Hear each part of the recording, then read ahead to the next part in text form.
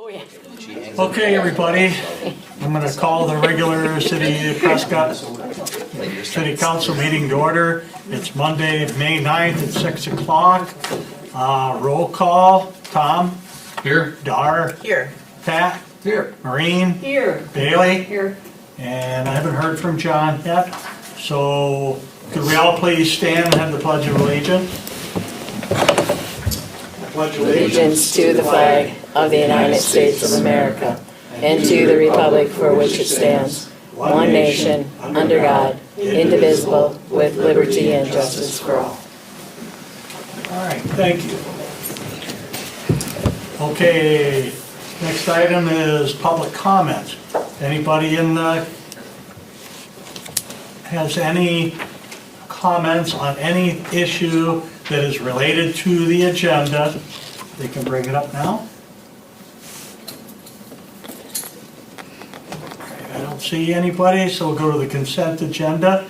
Parks and Public Property Committee meeting minutes, April 18th. Regular City Council minutes, April 22nd. Public Works Committee meeting, April 25th. Cash balances, budget year-to-date. Payables and payroll. General fund budget comparison. Capital fund allocated funds balance. Motion to approve the consent agenda. I'll second it. Anybody want to bring anything out on the agenda? I put the wrong mayor, so I'll correct that. I apologize to Rob already. Okay, we have a motion and a second. All in favor, say aye. Aye. Opposed? All right. Reports of Standing Committee, Finance Committee, we don't have anything. Public Works, have an approval of impact fee feasibility analysis by Ellers for $5,000. They want to present that? Yes, so last August 23rd, 2021, we discussed at a council meeting we removed the moratorium on impact fees as related to residential development, and we also discussed looking at updating our impact fees. This hasn't been done, or I should say, the last time a public facilities needs assessment, which puts in place the impact fees, is the study that does that, was done in 2003. Overall, currently right now, for each residential unit, impact fees total $2,190.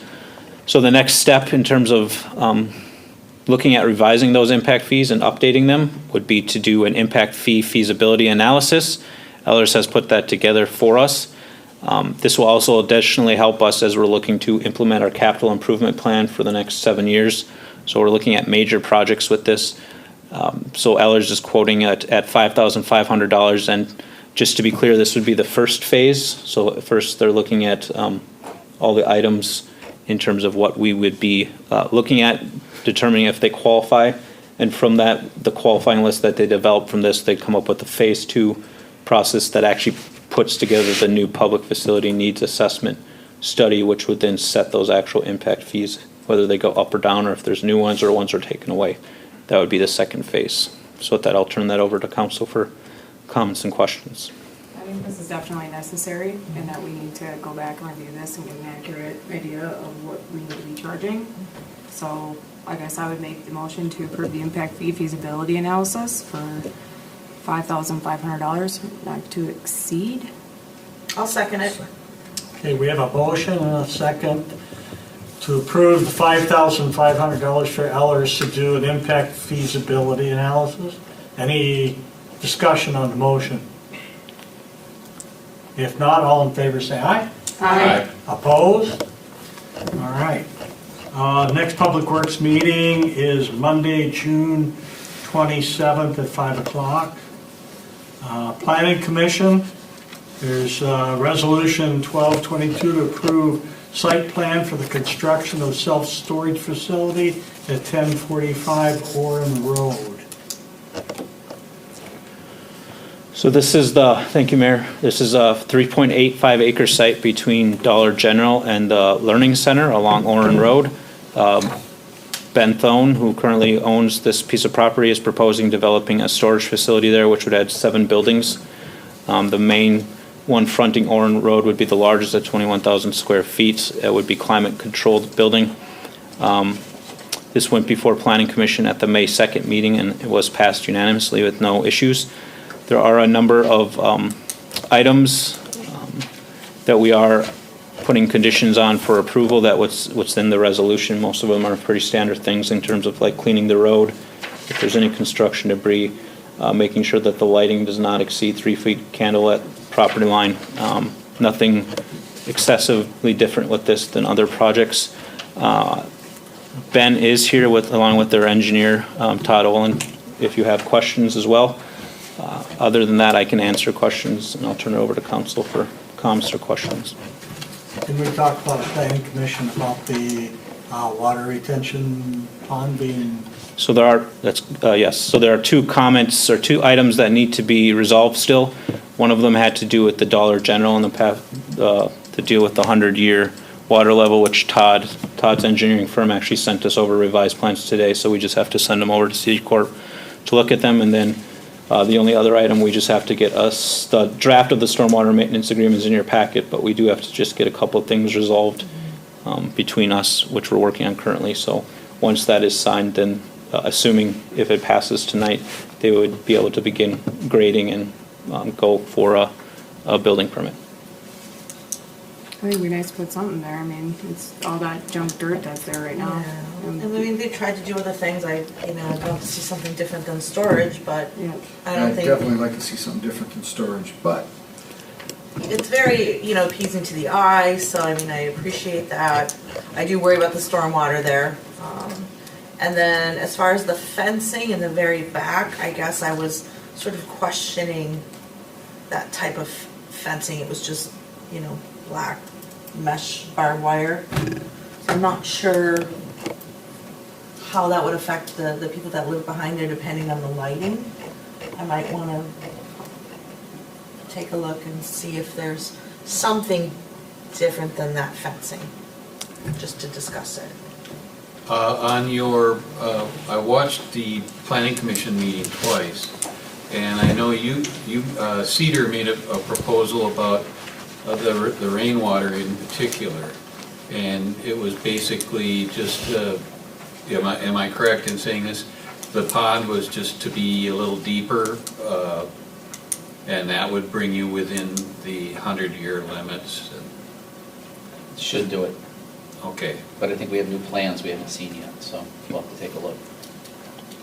that's my concern, is those residential properties getting pooled up water in the back. So what our city engineer at the time stated, and to Seth's point, is that the 100-year water level, which was the concern, was that if we had one of those type of rate events, that there might actually be water back up with into the Dollar General, and that's what Todd's the engineering for Ben Thone, who's the owner. They addressed that in the revised plans that came forth today. Any other comments or questions? Mayor, I have a question. Go ahead. Where are I can't, this is so small print, I can't really see the road signs. So I'm not sure whether that line of trees goes at the back of the property or at the front of the property. So the line Todd, you can go ahead and answer if you want to come up. I can kill two birds with Sure. one stone, maybe. What is this right here? Tell us who you are too, please. All right, I'm Todd Olin, I'm with Landform Professional Services. Thank you, Mayor, alderspersons, if I say that correctly. The first question about the fence, they're on the back side or the south side of the property. The fence only comes down and then butts into the buildings. It doesn't extend all the way across the property line. It's just a security fence, and that's about 80 feet away from the property line. So you have the backyards of the homes that come up to our property line, and then there's another 80 feet beyond that before the buildings are there, and there's very little fence on that south side. And then as far as the landscaping is on the south side of the buildings to screen the view from the homes to the buildings. Okay. Yeah, and it's a pretty solid row of trees there. Thank you. Thank you. Anything else? Any other questions or comments? Go ahead, Marie. Well, I was just thinking about landscaping on the front too. That's a lot of green grass, and getting rid of green grass is one of my passions. So,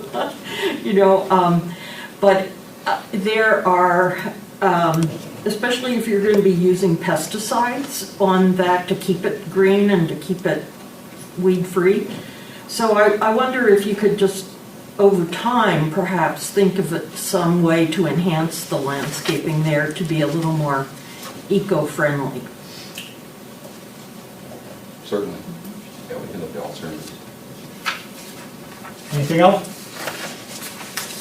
Okay, we have a resolution 1222, resolution approving the site plan review for the development of a self-storage facility at 1045 Orrin Road. I'll make that motion.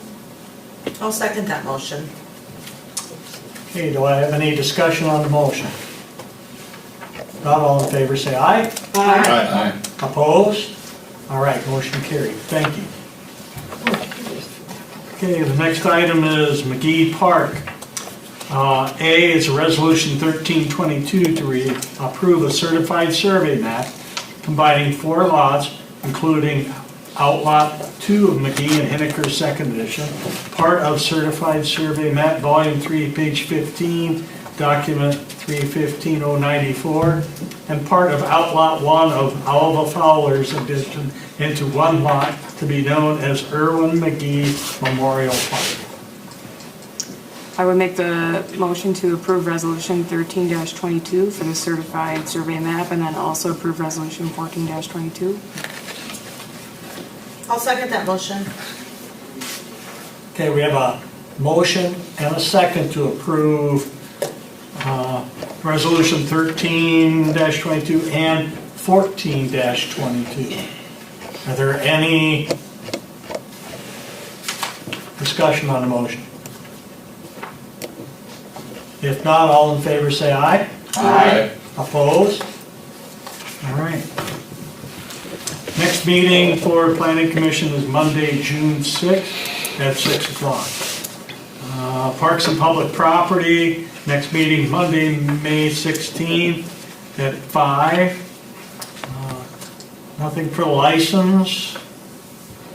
Ordinance, next meeting July 25th at 5. Correct, Dar? Yeah, were we gonna think about moving something, or? Well, we had one originally, it was supposed to be next council meeting, before next council meeting at 5 PM, but we didn't have anything on the agenda that needed to be discussed, so we did cancel that one. Cool. Okay. Nothing for health and safety. I think you had a meeting tonight. Personnel, next meeting to be determined. Have you thought any about that, Maureen? Yes, Matt and I just talked before meeting tonight. So, I'm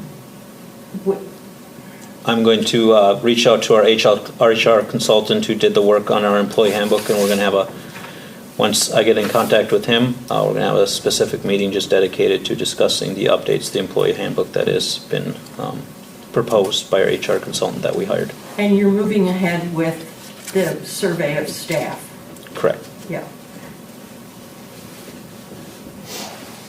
Okay. Communications, new business, public comments. City Council received public comments on any issue not related to the agenda. Council have any? Okay. So, next item for approval to the Cable Commission, Jamison Feltus. For approval to the Police Commission, Neil Riley. For approval to the Zoning Board of Appeals, Jerry Clausen. For the approval to the Planning Commission, David Oval. For consideration for the Planning Commission, Rick Miller. Special event library summer kickoff. So move. Second.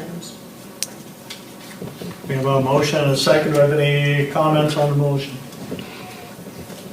If not, all in favor say aye. Aye. Opposed? All right. Now we're going to move into closed session for Wisconsin statute 19.85, deliberating or negotiation purchasing of public properties, investing in public funds, or conducting other specified public business whenever competitive or bargaining reasons require a closed session. Motion. Motion to go into Second. closed session. Okay, I'll Tom, pick one. it's a roll call. John? Yes. Dar? Aye. Pat? Kaylee? Aye. Maureen? Aye. Okay, we're in closed session.